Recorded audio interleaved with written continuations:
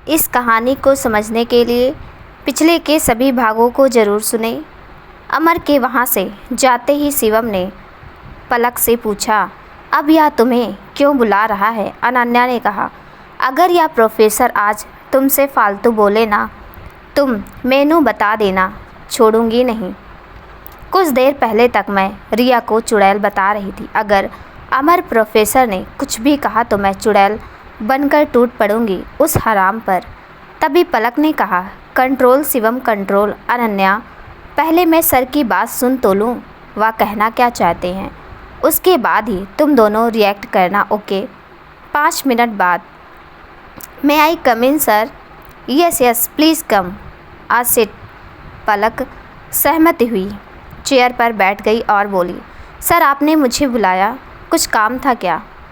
तभी अमर बोला, अनजान बनने का ड्रामा क्यों करती हो? क्या तुम्हें नहीं पता मैं तुम्हें किस बारे में बात करने के लिए यहाँ बुलाया हूँ? तुम भी अच्छे से जानती हो और मैं भी अच्छे से जानता हूँ कि मैंने तुमको यहाँ क्यों बुलाया है। So tell me, what is your decision? तभी पलक हंसते हुए बोली, I am really sorry sir, but I can't accept your proposal. Now my condition is good, so I did not have any need to sign or contract at last. This is your contract papers। इतना कहने के बाद पलक वहाँ से उठकर बिना पूछे अमर के केबिन से बाहर निकल गई। तभी पीछे से अमर बोला, क्या तुम अपनी रिस्पेक्ट भूल गई हो पलक? तुमने यहाँ से उठने से पहले एक बार भी मुझसे पूछा? एंड बाय द वे, और एक रात में ही तुम्हारा ऐसा कौन साथी और रिश्तेदार पैदा हो गया जिसने तुम्हें पूरे 5 लाख दिए? तभी पलक पलट जवाब देती हुई बोली, this is none of your business, this is my business, so forget anything. और इतना कहने के बाद पलक अपना मैथ लेक्चर लेने के लिए चली गई। तभी हॉल में उसे शिवम और अनन्या खड़े दिखाई दिए। शिवम ने बड़े ही बेसब्री से पूछा, क्या कहा उस जल्लाद ने? तुम्हारे साथ उसने बदसलूकी तो नहीं की? बताओ ना जल्दी। तभी अनन्या, बताना यार उसे, अमर ने तेरे साथ क्या किया? तभी पलक बोली, wait a just minute guys, बताती हूँ। अमर मुझसे कॉन्ट्रैक्ट के बारे में पूछ रहा था, मैं उससे वह कॉन्ट्रैक्ट वापस देकर यहाँ चली आई, और जब आने भी दो इन बातों को। मैथ लेक्चर नहीं लेना क्या? और अनन्या, तुम अभी भी यहीं खड़ी हो? क्या तुम भूल गई लगातार पिछले 2 सेमेस्टर में तुम मैथ में ही फेल हुई हो, और फिर भी मैथ का लेक्चर लेने में इतनी देर? अब तीनों खुशी खुशी मैथ के लेक्चर लेने के लिए निकल गए। तभी पलक के फ़ोन की रिंग बजी, लेकिन पलक को फ़ोन आने का पता ही नहीं चला, क्योंकि वह कॉलेज में थी और वह कॉलेज में हमेशा फ़ोन साइलेंट करके रखती थी, क्योंकि वह अपनी पढ़ाई के प्रति बिल्कुल भी लापरवाह नहीं थी। इसलिए वह कॉलेज में कभी भी फ़ोन का यूज नहीं करती थी। लगभग 1 घंटे की मैथ क्लास अटेंड करने के बाद जैसे ही पलक ने अपने फ़ोन की तरफ ध्यान दिया, उसने देखा कि उसकी छोटी बहन नैना के उसके फ़ोन पर 35 मिस कॉल थे। इतने सारे मिस कॉल देखकर पलक घबरा गई और जल्दी से पलक ने नैना पर कॉल किया कि ऐसी भी क्या बात हो गई कि नैना के 25 miss call? I hope so सब ठीक हो। अगर मेरी वजह से कुछ गलत हो गया होगा तो मैं अपने आप को कभी भी माफ़ नहीं कर पाऊँगी। पलक ने नैना पर कॉल किया। पहली बार नैना ने कॉल नहीं उठाई। कॉल ना उठाने की वजह से पलक और भी ज़्यादा परेशान हो गई। उसने दोबारा नैना को कॉल की। 2 सेकंड बाद ही कॉल पिक हुई। उधर से नैना दी। पलक ने घबराते हुए पूछा, क्या हुआ नैना, तुम इतनी हड़बड़ी हुई क्यों हो? क्या हुआ, सब ठीक तो है ना? दूसरी तरफ से नैना ज़ोर ज़ोर से रोते हुए बोली, दी माँ को बचा लो दी। अगर आज आप वक्त पर नहीं आई तो माँ को कोई भी नहीं बचा पाएगा। माँ का एक्सीडेंट हो गया है, आप जल्दी से सिटी हॉस्पिटल आ जाइए। माँ के एक्सीडेंट की बात सुनकर पलक थर थर काँपने लगी। पलक के हाथों से फ़ोन छूटकर नीचे गिर गया और पलक अगले ही पल अपने घुटनों के बल नीचे गिर गई और ज़ोर ज़ोर से रोने लगी। मेरी अक्ल पर पत्थर पड़ गए थे क्या जो मैंने फ़ोन नहीं उठाया? माँ, माँ। जैसे ही शिवम और अनन्या ने पलक को रिसेप्शन के बाहर घुटनों के बल रोते हुए देखा, तभी वहाँ पर शिवम और अनन्या भाग कर आए और उन्होंने पूछा, क्या हुआ पलक, तुम रो क्यों रही हो?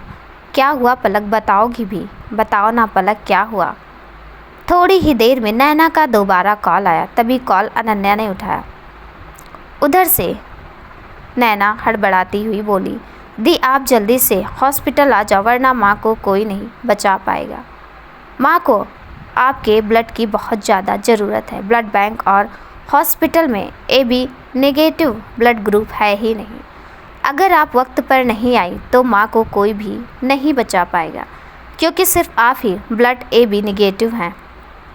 इतना कहते ही नैना ने फ़ोन काट दिया। अनन्या ने सारी बात शिवम से बताई।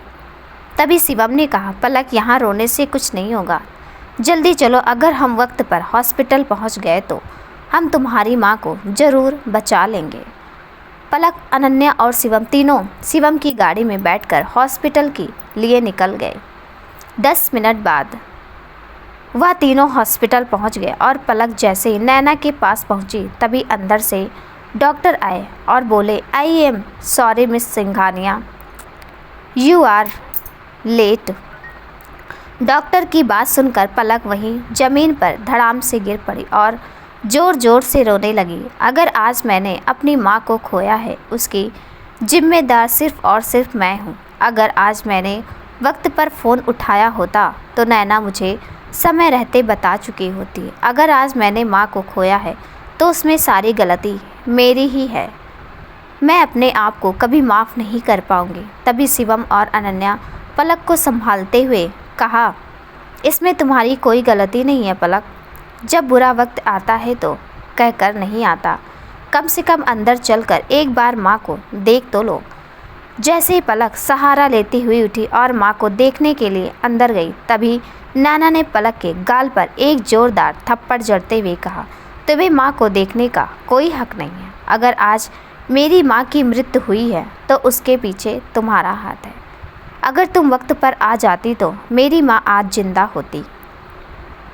और इतना कहने के बाद नैना भी ज़ोर ज़ोर से रोने लगी। लेकिन अनन्या और शिवम के बार बार समझाने के बाद पलक अपनी माँ के पास गई। माँ को देखकर रोने लगी। 1 घंटे बाद माँ को डिस्चार्ज मिल गया। जैसे ही पलक, शिवम, अनन्या और नैना माँ को अंतिम संस्कार के लिए ले जाने लगे, तभी पीछे से आवाज़ आई, hello miss Singhania, wait a just minute. Palak ने डॉक्टर लेडी की तरफ मुड़ते हुए शिवम, अनन्या और नैना से कहा, आप लोग चलो मैं आती हूँ। इतना कहने के बाद वह तीनों माँ को लेकर हॉस्पिटल से निकल गए। डॉक्टर लेडी, मिस सिंघानिया, मरने से पहले आपकी माँ ने मुझसे कुछ कहा था और एक फ़ाइल भी दी थी और कहा था कि यह फ़ाइल सिर्फ़ और सिर्फ पलक को ही देना। Please take this responsibility. कहने के बाद डॉक्टर लेडी वहाँ से निकल गई। तभी शिवम का फ़ोन पलक पर आया और उधर से आवाज़ आई, पलक जल्दी आओ, यहाँ पर अंतिम संस्कार की सारी तैयारियाँ हो गई हैं। पलक ने बिना ही उस फाइल को पढ़े अपने बैग में रख लिया और शमशान के लिए निकल गई। थोड़ी ही देर बाद पलक शमशान पहुँच चुकी थी। उसने वहाँ अपनी माँ को चिता पर लेटे हुए देखा। उसे फिर से वही सारी बातें याद आने लगी और वह सारा दृश्य उसकी नज़रों के सामने घूमने लगा और पलक वहीं पर चीख चीख कर चिल्लाने लगी, सब मेरी गलती है, सब मेरी गलती है। मेरी माँ की मौत की जिम्मेदार सिर्फ़ और सिर्फ मैं ही हूँ।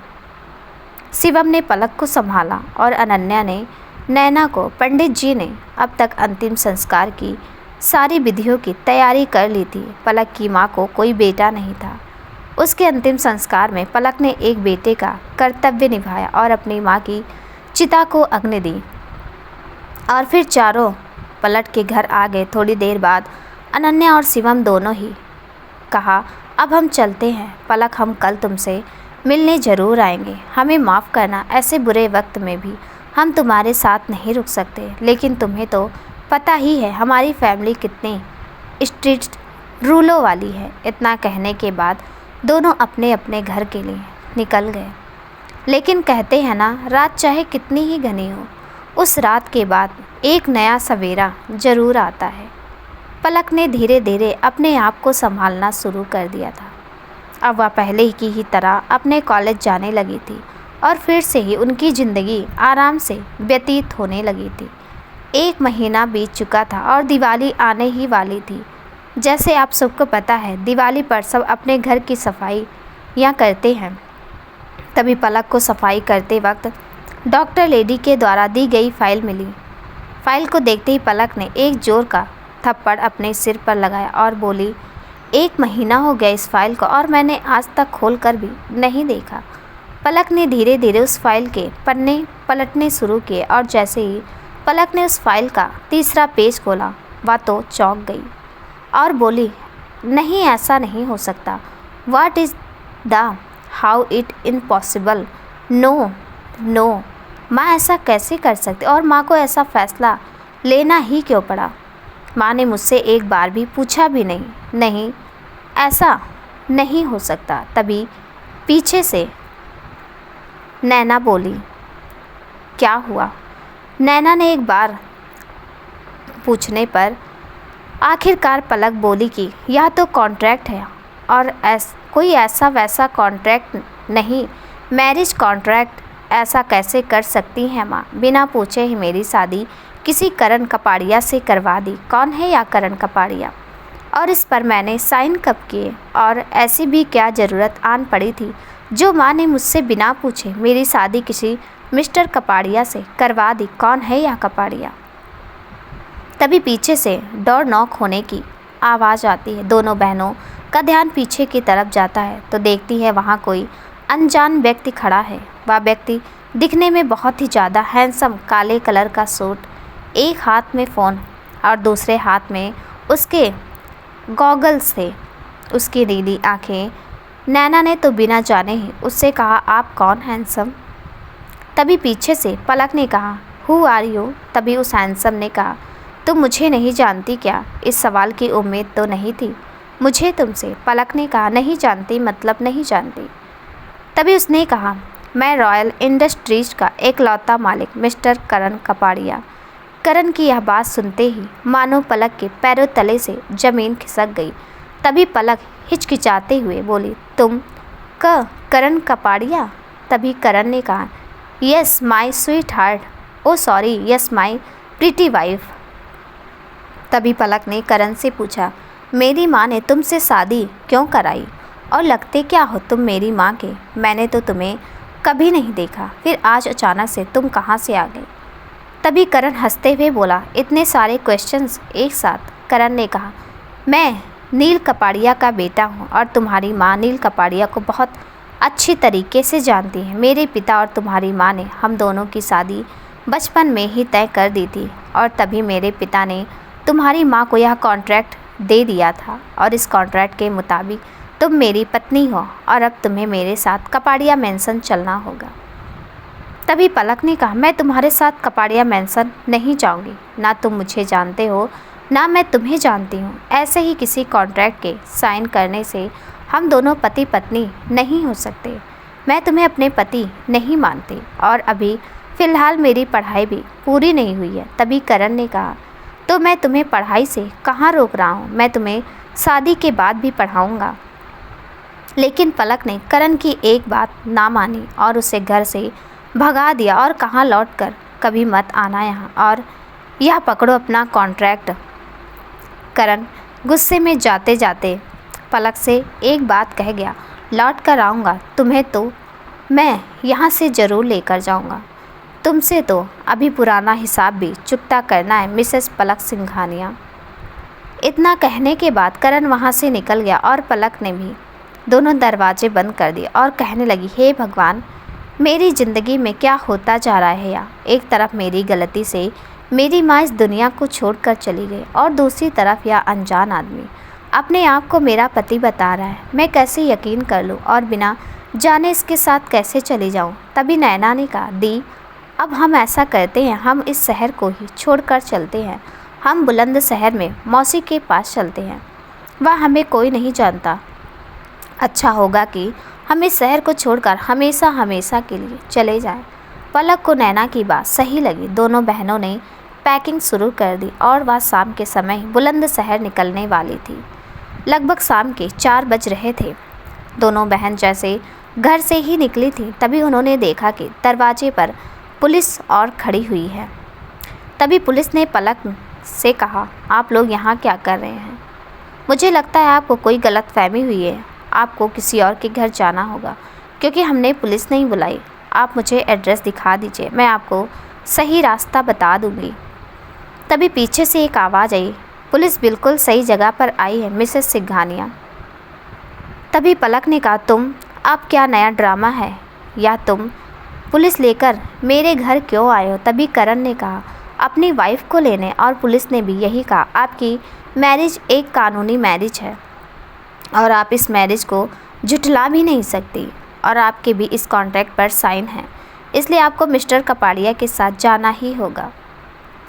पलक ने पुलिस को समझाने की बहुत ज़्यादा कोशिश की लेकिन कोई फ़ायदा नहीं हुआ। आखिरकार पलक को कपाड़िया के साथ जाना ही पड़ा। वह जाते जाते नैना से कहकर गई थी कि तुम बुलंदशहर चली जाओ और लौटकर कभी यहाँ मत आना। मैं नहीं चाहती कि जिस तरह मेरी ज़िंदगी बर्बाद हुई है तुम्हारी भी हो। और इतना कहने के बाद पलक कपाड़िया मेंशन के लिए निकल गई। अब पलक और सिर्फ यही डर सता रहा था कि अब क्या होगा इसकी ज़िंदगी में आगे। वह सिर्फ यही सोचे जा रही थी कि किसी अनजान व्यक्ति के साथ में अपनी पूरी ज़िंदगी कैसे भी बिता सकती हूँ जिसे मैं जानती तक नहीं। मुझे ज़िंदगी भर उसी के घर में उसकी वाइफ बनकर रहना होगा। और कौन है यह नील कपाड़िया जिसके बारे में माँ ने आज तक हमसे कोई जिक्र नहीं किया। लगभग 6 घंटे बाद दोनों मैसेज कपड़े मेंशन पहुँच गए। जैसे ही पलक और करण कपाड़िया मेंशन के दरवाजे पर पहुँचे तभी इनके ऊपर फूलों की बरसात हो गई। पूरी नई नवेली दुल्हन की तरह उन दोनों का गृह प्रवेश हुआ। गृह प्रवेश होने के बाद नील कपाड़िया ने पलक से कहा, आओ पलक बेटा, तुम्हारा इस घर में स्वागत है। पलक ने जैसे ही नज़र उठाकर नील कपाड़िया की तरफ देखा तो वह देखती ही रहेगी और चिल्लाकर बोली, आप हो नील कपाड़िया, व्हाट इज़ दिस?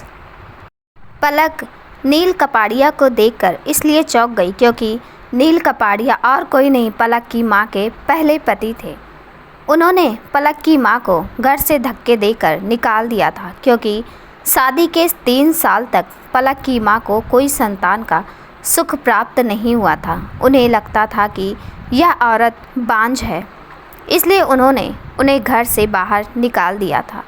और आज जब पलक ने उस आदमी को अपनी नज़रों के सामने पाया तो उसका खून खौल उठा। लेकिन वह इस समय लाचार थी, वह कुछ कह ना पाई। करण ने पूछा, क्या हुआ? करण के पूछने पर पलक ने बस इतना ही कहा, मैं इन्हें पहले से ही जानती हूँ और यह इतने बड़े इंडस्ट्रीज के मालिक हैं। इन्हें इतने नज़दीक से मैंने पहली बार देखा है, बस इसलिए मैं चीख पड़ी और कुछ नहीं। इतना कहने के बाद करण, पलक और बाकी सब घर वाले डाइनिंग टेबल पर पहुंच गई। पलक की माँ सासू माँ ने पलक से कहा, तुम भूखी होगी बेटा, चलो खाना खा लो। इतना कहने के बाद पलक, नील, करण की दोनों बहनें और करण की माँ और उसका एक भाई सब खाना खाने के लिए बैठ गए। खाना खाते वक्त करण का भाई नवीन करण को छेड़ता हुआ बोला, भाई आज तो फर्स्ट नाइट है। इतने में ही करण शैतानी मुस्कान में बोला, चुप रहे और थोड़ा कम बोल, चुपचाप खाना खा ले। तभी नवीन बोला, नाम करण और काम करंट वाले, नॉनसेंस। खाना खाने के बाद नील ने करण को स्टडी रूम में कुछ बिजनेस के काम से बुला लिया। तभी पलक को उसकी सासू माँ रेखा कपाड़िया पलक के कमरे तक जाकर छोड़ आई। पलक कमरे के अंदर गई तो उसने देखा कि पूरा कमरा सजा हुआ है। ऐसा लग रहा था कि जैसे यह सारी तैयारियां पहले से ही हो रखी हैं और जैसे सबको पता हो कि आज मैं यहाँ आने वाली हूँ। पलक बिना कुछ बोले और बिना कुछ सोचे चुपचाप जाकर बेड पर लेट गई। लगभग 10 मिनट बाद वहाँ करण आया। करण के बेड पर बैठते ही पलक नींद से उठ गई और बोली, तुम यहाँ क्या कर रहे हो और तुम मेरे पास क्यों बैठे हो? तभी करण ने कहा, excuse me, this is my room and मैं अपने रूम में नहीं आऊँगा तो कहाँ जाऊँगा? Please tell me. Oh by the way, हम दोनों हस्बैंड एंड वाइफ हैं तो हम एक रूम में ही होंगे ना, समझी तुम? तभी पलक ने बड़बड़ाते हुए कहा, काहे का पति?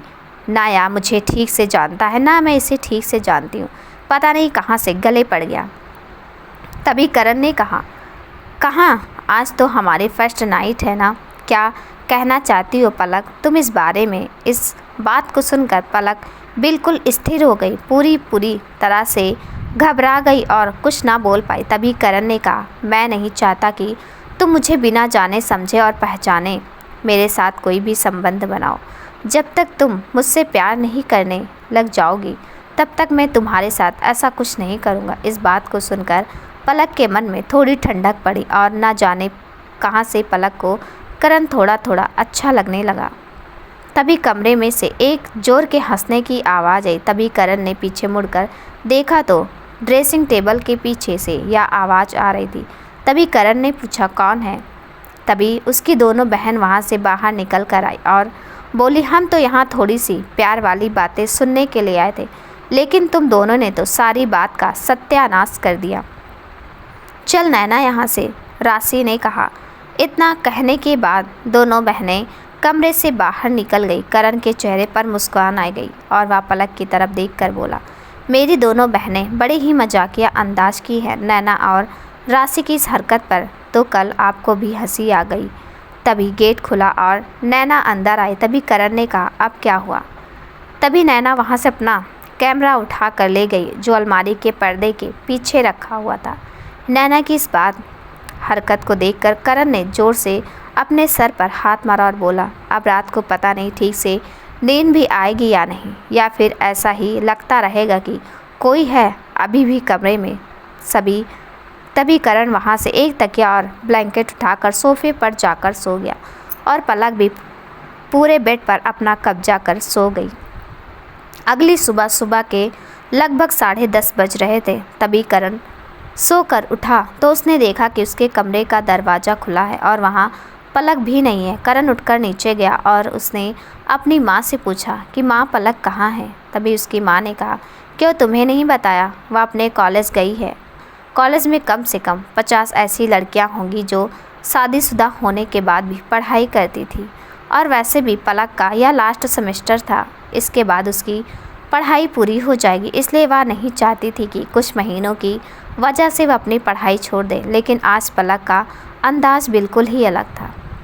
कॉलेज में शिवम, अनन्या और रिया पलक का इंतज़ार कर रहे थे, क्योंकि प्रोफेसर ने जो केमिस्ट्री का प्रोजेक्ट बनाने के लिए दिया था उसमें ये चारों ग्रुप में काम कर रहे थे। लेकिन पलक पूरी 15 मिनट लेट हो गई। तभी शिवम ने कहा, आज तक पहले कभी कॉलेज आने में लेट नहीं हुई, और ख़ासकर जब किसी भी सेमेस्टर में अगर केमिस्ट्री का प्रोजेक्ट मिला हो। पता नहीं आज पलक इतना लेट कैसे हो गई। तभी अनन्या ने कहा, पलक के घर के यहाँ से सिर्फ 10 मिनट की दूरी है और पलक 15 मिनट तो वैसे ही लेट है, फिर अभी तक पलक आई क्यों नहीं? तभी रिया ने कहा, आ रही होगी चुड़ैल फ्लर्ट करती हुई।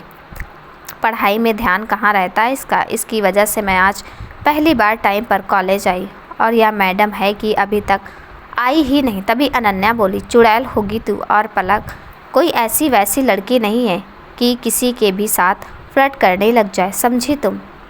सबको अपनी तरह समझना छोड़ दो Riya Mehra. Okay, just set up. थोड़ी ही देर में एक लग्जरियस गाड़ी कॉलेज कैंपस में एंटर हुई। सबकी नज़रें सिर्फ उस गाड़ी के तरफ ही थी, या फिर कार कौन आया है इस गाड़ी में।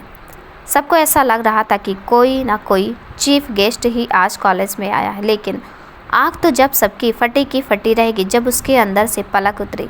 जैसे शिवम, अनन्या और रिया ने पलक को देखा तो वह देखते ही रह गई, क्योंकि पलक ने लाल रंग की साड़ी पहनी हुई थी, मांग में सिंदूर, हाथों में चूड़ा और गले में मंगलसूत्र, पैरों में पाल, बाल खुले हुए। यह सब देखकर मानो शिवम तो बिल्कुल बेहोश सा ही हो गया। अनन्या ने बड़ी ही हैरानी से पूछा, यह सब क्या है पलक? कल तक तो तुम बिल्कुल एक सीधी सादी लड़की थी, और एक दिन में ही ऐसा क्या हो गया कि तुम इस रूप में? अनन्या की यह सारी बातें सुनकर पलक ज़ोर ज़ोर से हंसने लगी। कहानी कैसे लगी कमेंट में ज़रूर बताइएगा। कहानी का अगला भाग देखने के लिए प्लीज़ चैनल को सब्सक्राइब कर दीजिएगा, साथ में बेल आइकन भी प्रेस कर दीजिएगा ताकि मेरी आने वाली हर वीडियो का नोटिफिकेशन आपको मिल जाए। तब तक के लिए नमस्कार।